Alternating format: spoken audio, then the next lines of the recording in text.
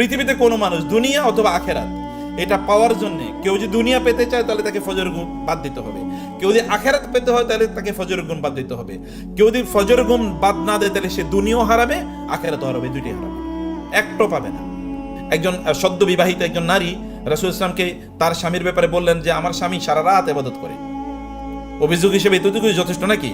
একজন পুরুষ তো সারা রাত ইবাদত করার কথা না, কারণ মাত্র বিয়ে করছে, সারা রাত কিসের ইবাদত করে? তার বউ আছে না। তো রাসূল ইসলাম বুঝলেন তো আসলে এই নারী যা বলার, বুদ্ধিমতী নারী যা বলার বলে দিয়েছে। তিনি তারা ডাকলেন, বলেন ইয়া আব্দুল্লাহ, কি ব্যাপার, তুমি কি করো সারা রাত? বলে ইয়া রাসূল, ইবাদত করি। কেন তুমি সারা রাতে, তুমি না বিয়ে করছো? বলে হ্যাঁ ইয়া রাসূলুল্লাহ, রাতের বেলা আমি আল্লাহর ইবাদত করতে অনেক ভালোবাসি। বলে না আব্দুল্লাহ, বলে যাওজিকা আলাইকা হক, ওয়ালি আইনিকা আলাইকা হক, ওয়ালি জাসাদিকা আলাইকা হক, ওয়ালি রব্বিকা আলাইকা হক, ফাআতি কুল্লাযী হাক্কিন হাক্কাহু। না আব্দুল্লাহ, ভুল পলিসি। তোমার স্ত্রীর প্রতি তোমার দায়িত্ব আছে, তোমার রবের প্রতি তোমার দায়িত্ব আছে, তোমার শরীরের প্রতি তোমার দায়িত্ব আছে, তোমার চোখের প্রতি তোমার দায়িত্ব আছে, সবাইকে তার হক প্রদান করো। এটাই হচ্ছে ইসলাম। শরীরটা আমানত, কারণ আপনি এই শরীর দিয়ে আল্লাহর ইবাদত করবেন। বুঝেন না এই কথা? আপনি যদি অসুস্থ হয়ে যান তাহলে আল্লাহর ইবাদত করবেন কিভাবে বলেন তো? আপনি যদি অসুস্থ হয়ে যান আল্লাহর ইবাদত, তখন আপনার কোমর ব্যথা করবে, মাথা ব্যথা করবে, তাই না? শরীর ব্যথা করবে, জোর ফিল করবেন, আপনি কোনো কাজ করতে পারবেন না। এই কারণে শরীরকে ফিট রাখা আল্লাহ সুবহানাহু ওয়া তাআলার ইবাদতের জন্য প্রচন্ড জরুরি। আল্লাহ তাআলা বলেছেন যে ওয়াজাদাহু বাসতাতান ফিল ইলমি ওয়াল জিসম। জালুতের বিরুদ্ধে যখন তালুতকে আল্লাহ সুবহানাহু ওয়া তাআলা যুদ্ধ করার জন্য নেতা হিসেবে নির্বাচন করলেন, তখন ইহুদিরা বলল, বনি ইসরাইল বলল যে আন্না লাহুল মুলকু আলাইনা, ইনি আমাদের রাজা হবেন কিভাবে? ওয়ানাহনু আহাক্কু বিল মুলকি মিনহু ওয়া লাম ইউতা সাআতাম মিনাল মাল। তত টাকা পয়সা হয় নাই, আবার কি সে এরকম কোনো আগের পরিচিত এরকম কোনো লোক না, তাহলে তাকে নেতা বানানো হলো কেন? আল্লাহ তাআলা বললেন যে তাকে এই জন্য নেতা বানানো হয়েছে কারণ আল্লাহ তাআলা তাকে ফিল ইলমি ওয়াল জিসমি, শরীর এবং জ্ঞান দুই দিক থেকে আল্লাহ তাআলা তাকে সুঠাম বানাইছেন। জ্ঞানও খুব ব্যাপক, শরীরও কি খুবই সুঠাম। ফলে যুদ্ধ করার জন্য এরকম শরীর, আপনি শয়তানের বিরুদ্ধে কেমনে যুদ্ধ করবেন? আপনার শরীরই তো কি দুর্বল। অতএব শক্তিশালী শরীর তৈরি করতে হবে। শক্তিশালী শরীর মানে হচ্ছে যে আপনি প্রচুর পরিমাণ খাবেন তা কিন্তু না। অনেক লোক আছে তারা যৌবনে শরীরের উপর এত অত্যাচার করেছে, বৃদ্ধকালে গিয়ে আর কোনো ইবাদত করতে পারে না। না, এটা করবেন না, এখনই শরীরকে ফিট রাখেন। মরুভূমিতে আল্লাহ রাসূল বলেছেন শরীরকে ফিট রাখার জন্য তোমরা কি করো? সাঁতার করো। মরুভূমিতে সাঁতার কাটবে করতে, ওইখানে কি কোনো নদী আছে নাকি? আরবে কোনো নদী আছে? কোনো নদী নাই তো, তাহলে সাঁতার কাটার কথা তিনি বলেছেন। ওয়া সিয়াহা ওয়া রিমায়া ওয়া রুকুবাল খায়ল, শরীরকে ফিট রাখতে হবে। মুসলমানরা, আরবরা কেন গোটা পৃথিবীকে নিয়ন্ত্রণ করতে পেরেছে জানেন কি? কারণ দুইটা। একটা হচ্ছে তারা খাইতো কম, এই কারণে শরীর ফিট। খেতো কম, শরীর ফিট। যত মানুষ বেশি খাবে তত কি শরীর আনফিট। আমার একটা ছেলে আছে, ও আমাদের ক্যামেরা চালায়। ও বলে, স্যার আমি যখন আপনার লেকচার শুনি তার আগে আমি খাওয়া বন্ধ করে দিই 3-4 ঘন্টা আগে। আমি বলে কেন? বলে তখন আমি ভালো করে কথাটা বুঝি, আর নাই আমি বুঝি না। আমি বললাম তুমি তো দেখি সুন্নতের উপর আছো। রাসূলুল্লাহ সাল্লাল্লাহু আলাইহি ওয়াসাল্লাম কি বলেছেন? তিনি বলেছেন আমরা এমন একটা জাতি যে আমরা যখন খাই তখন পেট ভরে খাই না, আর আমরা কেবল যখন ক্ষুধা লাগে তখন খাই, এর আগে আমরা খাই না। আমরা কেবল খাওয়ার জন্য খাই না, এই খাবার দেখলাম একটু খাইলাম, এরকম না। এখন তো 6 বেলা খায়, রাসূল সাল্লাল্লাহু আলাইহি ওয়াসাল্লাম খাইতেন সর্বোচ্চ 2 বেলা, কোনোদিন 1 বেলা। এবং তাদের ফিটনেস দেখেন, শারীরিক ফিটনেস কি! গোটা পৃথিবী তারা 1000 কিলোমিটার পর্যন্ত তারা ঘুরে বেরিয়েছে, মরুভূমিকে তারা তছনছ করে দিয়েছে। আর আমাদের অবস্থা কি? এসির নিচে থাকি, এরপরে 6 বেলা খাই, এরপরে খাওয়ার পরে ঘুমাই।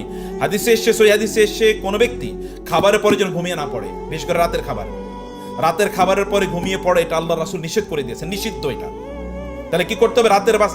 রাসূল বলেছেন রাতের খাবারের পরে তোমরা যদি ঘুমাতে হয় তাহলে তার আগে তোমরা ইবাদত করবে, সালাত আদায় করবে, তারপরে ঘুমাবা। এবং আমি যেদিন থেকে হাদিস পড়েছি সেদিন থেকে রাতের খাবারের পরে আমি সরাসরি ঘুমাই না। যদি কখন এমন হয় যে একটু লেট করে খেয়েছি, তাইলে এর কয়েক রাকাত নামাজ পড়ে তারপরে ঘুমাই না, এর হাদিসের উপর আমল হয় না। এবং দেখেছি যদি কখন এরকম হয় যে বেশি খাইছি, এরপরে কি আর ঠিক মতো রাতের ইবাদতটা আর হয় না। খেতে মানে তার মানে হচ্ছে আপনার ডায়েটারি কন্ট্রোল, খাবারটাকে কন্ট্রোল করা, শরীরকে ফিট রাখার জন্য একটু ব্যায়াম করা, নিজের প্রতি সময় দেয়া, মানে হচ্ছে আপনার রবকে সময় দেয়া। আপনি শারীরিকভাবে ফিট থাকলে আপনি তাহাজ্জুদের নামাজে উঠে যাবেন, তখন আর আপনার মাথা ঝিমঝিম করবে না। কম ঘুমালে আপনি থাকতে পারবেন। আপনারা এখন 8 ঘন্টা ঘুমান, আপনার নবী কয় ঘন্টা ঘুমাইছে? আমি চ্যালেঞ্জ করে বললাম 5 ঘন্টার উপর আপনি বাইরেই করতে পারবেন না। তাহলে কিভাবে ঘুমাতেন তিনি? মানে করতেন কি? তিনি তো 9টা 9:30 ঘুমিয়ে পড়তেন, আবার 1টা 1:30 2টা তিনি উঠে যেতেন। তাহলে কয় ঘন্টা হলো? দিনের বেলা কাইলুলা মানে কি কয়েক ঘন্টা ঘুম নাকি? কাইলুলা মানে তো চোখ বন্ধ করে 10-15-20 মিনিট, আধা ঘন্টা থাকা। তাহলে সব মিলে 5 ঘন্টার বেশি না। কিন্তু কি ফিট দেখেন! 33 বছর বয়সে যখন তিনি দাঁড়িয়ে রাতের বেলা নামাজ আদায় করেন, তখনই তিনি প্রায় সারা রাত তিনি দাঁড়িয়ে নামাজ আদায় করছেন। সারা রাত কিয়ামুল লাইল, অথবা রাতের কমপক্ষে 2/3 আমরা চিন্তা করেন তো, আমাদের কথা চিন্তা করে দেখেন তো, এটা আমরা পারি কিনা? 63 বছর তখন তার, 62+, তখনও তিনি তার ইবাদত তিনি ছাড়েন নাই। তখন ইবাদত কি তার কমছে না বাড়ছে? ইবাদত তো কমে নাই, তিনি শুরু করছেন, এটা কোনোদিন কমান নাই।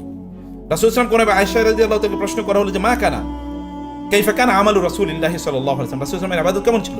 তখন তিনি বলতেন কানা আমালুহু আদ-দীমা, রাসূলুল্লাহ সাল্লাল্লাহু আলাইহি ওয়াসাল্লাম আমল ছিল আদ-দীমা। দীমা মানে হচ্ছে তিনি যেটা শুরু করতেন এটা কোনোদিন ছাড়তেন না, ওটা সব সময় তিনি করতেন। এটা কিভাবে? তিনি physically he was so much fit, তিনি ফিট ছিলেন। অতএব এখন থেকে হাঁটার অভ্যাস করা, খাবারের সংখ্যা কমিয়ে দেয়া। মুসলমানদের মধ্যে আয়েশা রাদিয়াল্লাহু তাআলা বলেছেন, মুসলমানদের মধ্যে সর্বপ্রথম যে ফিতনা এবং বেদাত ঢুকছে এটা হলো খাবারের প্লেট থেকে। আচ্ছা, মুসলমানদের সবচেয়ে বড় প্রবলেম হয়েছে কোথায় বলেন তো? আমরা কোথায় ছিলাম? জান্নাতে ছিলাম। তো জান্নাত থেকে বাইরে হলাম কেন? সংকটটা কোথায় দেখছেন? খাবারের ডাইনিং টেবিলে, কিন্তু ডাইনিং আইটেমই প্রবলেম। ওইখানে তো খাইছিল একটা গাছ থেকে, না কি আর কোনো গুনাহ করছে আদম আলাইহিস সালাম? কিছু তো করে না, বলছে গাছের কাছে যাইও না, ওইখান থেকে গিয়ে খাবার খাইছে, ওইখান থেকে। অতএব খাবার মৌলিক প্রবলেম, খাবারটা মৌলিক প্রবলেম। খাবারটাকে জাঙ্ক ফুড খাবার কমিয়ে দেন, হাবি যাবে, এগুলোকে খাবার কমিয়ে দিয়ে বেশি খাবার খান, অল্প খান, যার মধ্যে কি আপনার শরীরের জন্য দরকার কি জানেন? আপনার শরীরের জন্য দরকার হচ্ছে পুষ্টি। যেই খাবার পুষ্টি আছে অল্প খেলেও আপনি সুন্দর থাকবেন। আর যেটাতে পুষ্টি নাই, যেমন আপনি জাঙ্ক ফুড অথবা ফাস্ট ফুড, এগুলো প্রচুর পরিমাণে খেলেন, কোনো পুষ্টি নাই, প্রচুর খাবেন, খাবার ক্ষুধা থাকবে কিন্তু আপনি অসুস্থ হয়ে যাবেন। সেগুলোকে বন্ধ করে দিতে হবে ফিজিক্যালি ফিট থাকার জন্য। আমার নিজের ঘটনা বলি, গতকাল আমি আমার ক্লাস নিচ্ছিলাম, কালকে সারাদিন কাজ করেছি, তারপর আমি ক্লাস নিচ্ছিলাম সন্ধ্যায়, মানে রাতে ক্লাস নিয়েছি প্রায় ধরেন 7:30 পৌনে 8টা পর্যন্ত ক্লাস নিয়েছি, আরেকটা ক্লাস আছে 9টায়। এর মধ্যে আমার একটু মনে হলো যেন একটু ইয়ে হচ্ছে, মানে শরীরটা একটু জিম ধরেছে। তো আমি 8:30 মানে পৌনে 8টা বা 8টার দিকে আমি একটু শুইতে গেলাম। শুইতে গিয়ে একটু ঘুমিয়ে পড়েছি, আধা ঘন্টা বা 40 মিনিট ঘুমাইছি। 40 মিনিট ঘুমানো শেষ, এটা ধরেন আমি 9টার দিকে ঘুম থেকে উঠেছি। এরপর থেকে এখনো ঘুমাই নেই। মধ্যখানে রাত ফজরের পরে 7:30 থেকে 8:15 পর্যন্ত এটুকু একটু শুয়েছিলাম, কিন্তু ঘুম হয় না, কারণ এখানে আসতে হবে এই টেনশনে। আবার 8:30 থেকে ক্লাস ছিল, আবার ওই ক্লাস নিয়েছি, ক্লাস নিয়ে এরপর এখানে এসেছি, এক ফোটো ঘুমাই না। ওই যে 40 মিনিট, ওই 40 মিনিট আমাকে এখনো জীবিত রেখেছে। এটা কেন হয়েছে জানেন? কারণ হচ্ছে রাতের ওই সময়ের ঘুমটা, এটা এতটা গুরুত্বপূর্ণ। যেমন ধরেন মোবাইলে যদি আপনি চার্জ দেন, মোবাইলে চার্জ দিলে যদি খুব হাই ভোল্টেজ থাকে তাহলে দেখবেন আপনি আধা ঘন্টা চার্জ হয়ে গেছে আপনার ফুল মোবাইল। আর যদি ভোল্টেজ কম থাকে তাহলে দেখবেন 3-4 ঘন্টা চার্জ দিচ্ছেন, তারপরও চার্জ হয় না। এই সময়টা যদি আপনি 8টা 9টা 10টার দিকে যদি আপনি ঘুমান, 1-1.5-2 ঘন্টা ঘুমাইলে আপনি অন্য সময় 8 ঘন্টা ঘুমানোর মতো চার্জ হয়ে যাবে শরীরে, আপনি তখন খারাপ ফিল করবেন না। এভাবে ঘুমিয়ে দেখেন, আপনি স্টার্ট ইট। ফজরের পরে ঘুমানোকে হারাম করে দেন, আল্লাহরে ফাঁকি দিয়ে দেওয়ার কোনো সুযোগ নাই, আপনি নিজকে ফাঁকি দিচ্ছেন। আপনি সিদ্ধান্ত নিতে দেরি করছেন, আল্লাহ সুবহানাহু ওয়া তাআলা আপনার সবকিছু দেরিতে করাবেন। আল্লাহকে দেরিতে দিতে চান, আল্লাহ দেরিতে করাবেন। আপনি সিদ্ধান্ত নিয়েছেন আমি আগামী 10 বছর পর হজ করবো, আল্লাহ তাআলা 10 বছর পরে আপনার সামর্থ্য দেবেন। আর আপনি যদি এখন হজ করেন, আল্লাহ রাসূল বলেছেন না, কেউ যদি হজ ওমরা করে তাহলে আল্লাহ তাআলা তার কারণে তার দুটো জিনিস করেন, একটা হচ্ছে তার অতীতের সব গুনাহ মাফ করে দেন, এবং আল্লাহ তাআলা তার দারিদ্র্য মুছে দেন। দারিদ্র্য কি করে দেন? মুছে দেন। আপনার সম্পদের কোনো সমস্যা থাকলে, আপনার কোনো অর্থনৈতিক অভাব থাকলে আপনি হজ করতে যান, দেখবেন আল্লাহ তাআলা এর কারণে আপনার সমস্যা সমাধান করে দেবেন। এটা তো আল্লাহ রাসূলের ওয়াদা, আল্লাহর ওয়াদা যে সালাসাতুন হাক্কুন আলাল্লাহি আউনুহুম, 3 ধরনের লোকদেরকে সাহায্য করা আল্লাহর দায়িত্ব। এর মধ্যে হাজ হাত্তা ইয়ারজি, একজন হাজি যতক্ষণ না বাড়িতে ফিরে আসে ততক্ষণ তাকে সাহায্য করে, এটা আল্লাহর দায়িত্ব হয়ে যায়। আল্লাহ তাআলা আপনাকে সাহায্য করবেন, আপনার পরিবারকে সাহায্য করবেন, এবং আপনার অন্য কিছু সাহায্য করে দেবেন। আপনি আল্লাহ সুবহানাহু ওয়া তাআলার আদেশ মানতে গিয়ে আল্লাহকে আপনার ব্যস্ততা দেখায়েন না, যে আল্লাহ আমি একটু ব্যস্ত, একটু পরে তোমার কাছে আসতেছি, নাকি ব্যস্ততা দিয়েছেন কে? বুঝেন না আপনার কথা? ব্যস্ততা আপনাকে কে দিয়েছেন? আল্লাহ তাআলা। আল্লাহ যদি বলেন তোমার ব্যস্ততা আমি কমিয়ে দিলাম, যাও তোমার জব আজকে থেকে নাই, হতে পারে কিনা এটা? অথবা আল্লাহ বলেন যে তোমার ব্যস্ততা কমিয়ে দিলাম, যাও তোমার একটা হাত প্যারালাইজ করে দিলাম, এখন তুমি কাজ করতে পারবে না। অথবা আল্লাহ বলেন তোমার পা প্যারালাইজ করে যাচ্ছে, ঠিক আছে তুমি যাওয়ার সময় অ্যাক্সিডেন্ট করে দেবে, এরপরে তোমাকে 2 বছর হসপিটালে শুয়ে থাকতে হবে, এটা তিনি পারবেন কিনা করতে? করে অত তারে ব্যস্ততা দেখায় না। তারে ব্যস্ততা দেখানো মানে আপনি নিজের ড্যামেজ করা। আল্লাহ তাআলা বলেছেন যে ব্যক্তি কি করে, মানে আমিলা সালিহান ফালিনাফসি ওয়া মান আসা ফাআলাইহা, কেউ যদি ভালো কোনো কাজ করে তাহলে তার নিজের জন্য করলো, আর কেউ যদি খারাপ কাজ করে তাহলে তার নিজের বিরুদ্ধে করলো। আচ্ছা, আমরা যখন অন্যায় করি, আল্লাহ বলেছেন মান যালামা, একজন ব্যক্তি সে জুলুম করে সে তার নিজের বিরুদ্ধে, জুলুম করছে। আমরা যদি জাহান্নামে যাই আমাদের আচরণের কারণে, তাহলে এটা কি আমাদের নিজের উপর জুলুম হলো না? বুঝেন নাই কথা? আপনি যদি গুনাহ করেন তাহলে আপনি কার বিরুদ্ধে জুলুম করলেন বলেন তো? আল্লাহর বিরুদ্ধে না আপনার বিরুদ্ধে? আপনার নিজের বিরুদ্ধে। আপনি গুনাহ করা মানে তো আপনার নিজকে আপনি জাহান্নামে নিয়ে যাওয়া। ফেরেশতারা সেদিন আপনাকে লক্ষ্য করে বলবে, এই তোমরা জাহান্নামে কেন? ঘটনা কি? আলাম ইয়াতিকুম রুসুলুম মিনকুম ইয়াতলুনা আলাইকুম আয়াতি রাব্বিকুম ওয়া ইউনজিরুনাকুম লিকা ইয়াউমিকুম হাদা। তোমরা জাহান্নামে যাচ্ছ কেন? তোমাদের কাছে কি রাসূল যায় নাই? নবী রাসূলরা যায় নাই? তাদের উত্তরসূরিরা যায় নাই? তোমাদেরকে সতর্ক করে নাই? তোমরা ঘটনা কি হয়েছে? ফেরেশতারা অবাক হয়ে যাবে, এই লোকেরা জাহান্নামের দিকে যাচ্ছে কেন দলে দলে? ওয়াসিকাল্লাযিনা কাফারু ইলা জাহান্নামা যুমারা। তারা দলে দলে জাহান্নামে যাচ্ছে কেন? আপনি প্লিজ ফালা তাজলিমু আনফুসাকুম, আল্লাহ তাআলা বলেছেন যে তোমরা তোমাদের নিজের উপর জুলুম করো না। তোমরা তোমাদের নিজের উপর জুলুম করো না। নিজের উপর জুলুম করেন না প্লিজ। নিজেদেরকে জান্নাতের উপযুক্ত করে তৈরি করেন। আপনার আমল কেউ করবে না, আপনার আমল আপনাকেই করতে হবে। এই যে আমাদের বাপদাদাদের এখানে বলেন তো, আমাদের বাপদাদার বুড়োরাও আছেন, বাপদাদাদের নাম কয়বার স্মরণ করছেন? কয়বার বাপদাদার জন্য দোয়া করছেন? কয়বার? এরা তো আপনার ভালো জেনারেশন। আর ফাখালাফা মিন বাদিহিম খালফুন আদাউস সালাতা ওয়াত্তাবাউশ শাহওয়াতি ফাসাউফা ইয়ালকাউনা গায়্যা।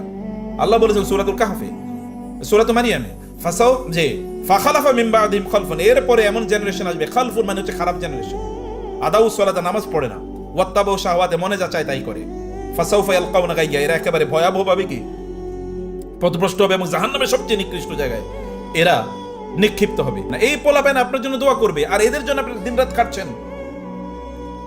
ইন্না মিন আওলাদিকুম ওয়া আজওয়াজিকুম আদুউল লাকুম ফাহদারুহুম। আল্লাহ বলেছেন তোমাদের সন্তান এবং তোমাদের স্বামী স্ত্রী এদের মধ্যে তোমরা নিজেরাই শত্রু বানাইছো। এরা তোমাদের, এদের মধ্যে একদল তোমাদের শত্রু হবে, অতএব এদের ব্যাপারে সাবধান থাকবা। তোমরাই শত্রু বানাইতেছো তোমাদের ঘরে। তুমি খায়া, বাংলা ভাষায় বলি না, দুধ কলা দিয়ে কি সাপ পুষতেছে, আপনি কিন্তু তা পুষতেছেন, জানেন আপনি? এই সন্তানরা আপনার রেখে যাওয়া সম্পদ আপনাকে জাহান্নামে নেয়ার জন্য ব্যবহার করবে। আপনার বাচ্চারা, আপনি ইন্টারনেট দিয়েছেন, ওখানে বসে বসে সিনেমা খেলে, তো আপনি সিনেমা দেখে, কে ইন্টারনেট দিল তাকে? ইন্টারনেটের পয়সা কে দিয়েছে? আপনি তাকে স্মার্টফোন দিয়েছেন, এটা দেখে সে ব্লু ফিল্ম দেখে, খারাপ সিনেমা দেখে, মানে সে এখানে দেখা মহিলাদের অথবা পুরুষদের অশ্লীল জিনিসগুলো দেখে। তা আপনি তো দিলেন টাকা, ও জাহান্নামে নিচ্ছে কি? আপনার টাকা দিয়ে নিচ্ছে, তো আপনি এর জন্য দায়ী না? আপনি তো এই জন্য দায়ী, আপনি ওর জন্যে নিজকে মনে করছেন আমি না থাকলে ওদেরকে কে বাঁচাবে, এই কারণে আপনি হজে যাবেন না। আমি না থাকলে, আমি যদি এখনই টাকা পয়সা খরচ করি তাহলে ওদের ভবিষ্যতে কি হবে, এরকম আপনি চিন্তা করছেন। আপনি কি জানেন না আপনাকে ছাড়া আল্লাহ তাআলা ওদেরকে সৃষ্টি করছেন?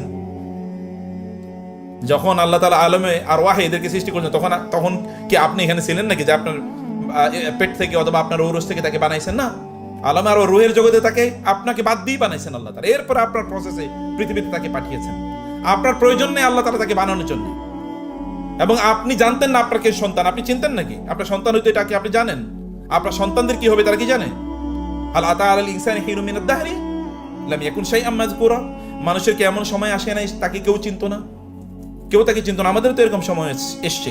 আমাদের সন্তানরা কিন্তু আমাদের সন্তান হওয়ার আগে তারা কি আল্লাহর বান্দা, তারা আল্লাহর বান্দা। অতএব আল্লাহকে তাদের ব্যাপারে হাইকোর্ট দেখায়েন না যে তাদের জন্য সম্পদ করে যাচ্ছেন, আল্লাহকে দেবেন না। তার জন্য বিল্ডিং এখনো বানাচ্ছেন, তার জন্য স্কুল কলেজ ইউনিভার্সিটি ইত্যাদি পড়াইতে প্রচুর পরিমাণ খরচ, এই কারণে আপনি যাচ্ছেন না। আল্লাহকে হাইকোর্ট দেখায় লাভ নাই। আল্লাহ সুবহানাহু ওয়া তাআলা এগুলো সব জানেন, অন্তরের ব্যাপারে সব আল্লাহ সুবহানাহু জানেন। তো বারাকাল্লাহু ফিকুম।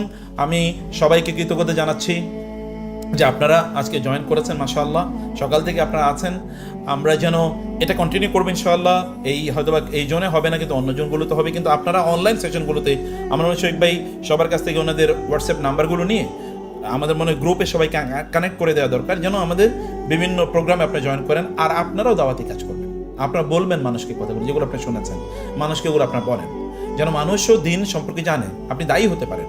ওমান আহসানু কাওলাম মিম্মান দাআ ইলাল্লাহি ওয়া আমিলা সালিহা ওয়া ক্বালা ইন্নানি মিনাল মুসলিমিন। নিজে আমল করবে এবং মানুষকে ওই আমলের প্রতি দাওয়া দেবে, এর চেয়ে উত্তম মানুষের কে হতে পারে? এর চেয়ে ভালো কথা আর কার কথা হতে পারে? আল্লাহ তাআলা আমাদেরকে সেরকম যেন আমরা হতে পারি, সেই তৌফিক আল্লাহ তাআলা আমাদেরকে দান করুন। আল্লাহুম্মা আমিন। হাযা ওয়া সাল্লাল্লাহু সুবহানাহু ওয়া তাআলা নবিয়ানা মুহাম্মদ ওয়া আলিহি ওয়া সাহবিহি আজমাইন। সুবহানাকাল্লাহুম্মা ওয়া বিহামদিকা আশহাদু আল্লা ইলাহা ইল্লা আনতা আস্তাগফিরুকা ওয়া আতুবু ইলাইক। ওয়াসসালামু আলাইকুম ওয়া রাহমাতুল্লাহি ওয়া বারাকাতুহু।